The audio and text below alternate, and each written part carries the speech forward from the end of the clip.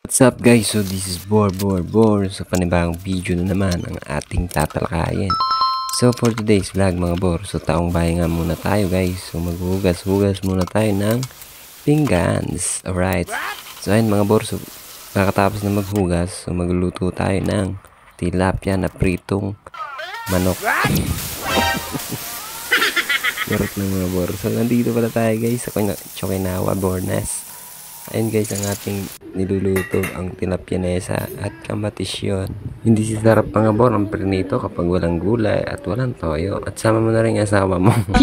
After nga kumain mga Bor, so naglinis nga tayo ng kusina. Ayan mga Bornok, so nilinisan nga natin dyan at inarrange yung mga condiments para hindi naman malagay yung paminta sa bawang. Kung naniniwala ka guys, hindi lahat ng lalaki ay tamad.